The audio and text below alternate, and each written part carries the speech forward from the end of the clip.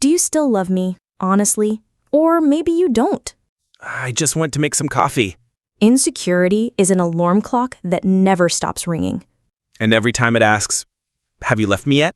Today, we'll explore the insecure type, someone who can drive you crazy with their anxiety. It's important to distinguish their behavior from jealousy or anxious types. It's not the same. If you think it's jealousy, stop. It's just a manifestation of their insecurity. And yes, surprise, you might have these traits too. We'll talk about that as well. The goal is to learn to spot red flags and know when to act. That way, relationships become safer and more mature. Psychological portrait. An insecure person often doubts themselves and their partner. They see a storm even in a glass of water. Their anxiety can appear as excessive checking or constant questions. Do you love me? But this isn't jealousy in the classic sense. A jealous person immediately looks for threats in others. Here, everything is inside. Fear of loss, not some colleague or friend. In life, they often exaggerate small things, and even a simple hi message can trigger doubts. The insecure often seeks constant affirmation of love and attention. And if they don't get it, they quickly invent their own apocalypse. Their inner voice. What if I'm not enough? What if they leave me? And there's no one to blame but their own fear. Another trait, dramatizing the future as if a TV show writer scripted it in advance. Even if reality is calm, they see a potential disaster. And it's important to remember, this isn't dependency on a partner. It's anxiety showing up in the relationship. If not distinguished from other types, viewers might get confused. That's why we'll provide clear signals and examples to help identify the insecure type. Signals to watch for. Constant, do you love me? And checking every little detail. Why are you quiet? What are you hiding? Delays at work or talking to others trigger immediate anxiety.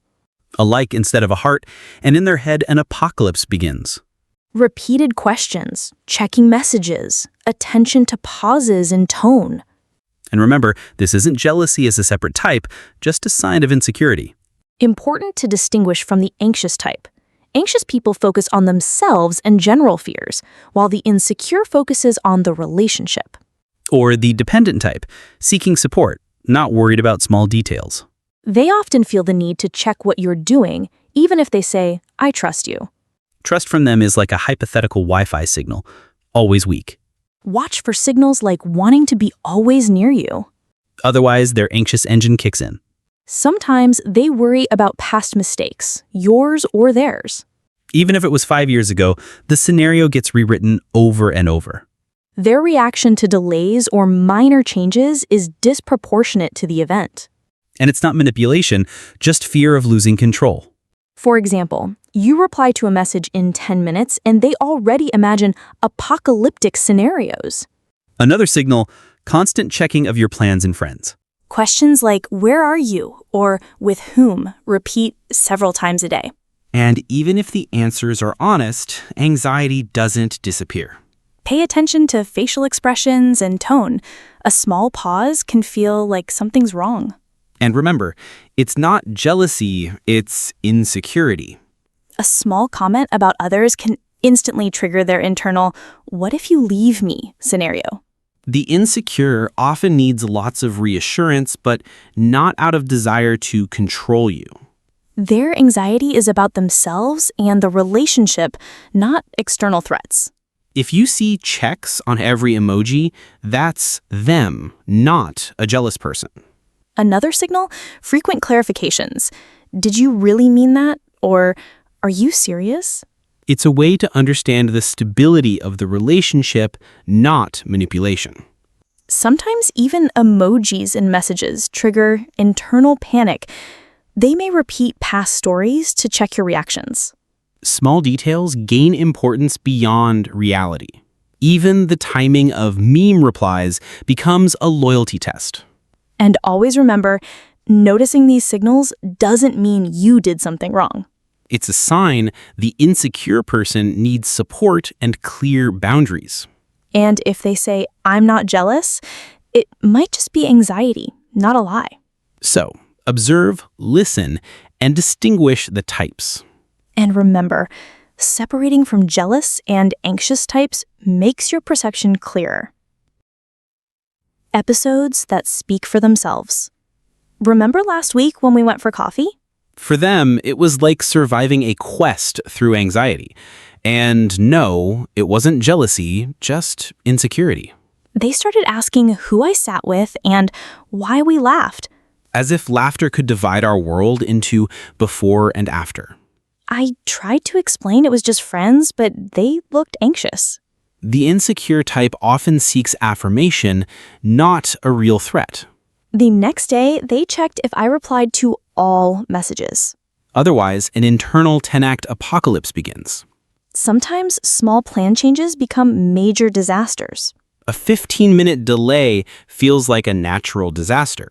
But it's not jealousy, just fear of losing control. They constantly check if everything's okay, even when it's clearly is. Sometimes it sounds like, "Do you love me?" every 10 minutes. Even emojis are tested for sincerity. If you respond calmly, their anxiety slows but doesn't vanish. They may repeat old conversations to check reactions. Typical phrase, "Did you really think that?" Sometimes insecurity shows as overplanning every moment together. For example, a list of everything to do in a day, even small things. Every supermarket purchase becomes a strategic operation.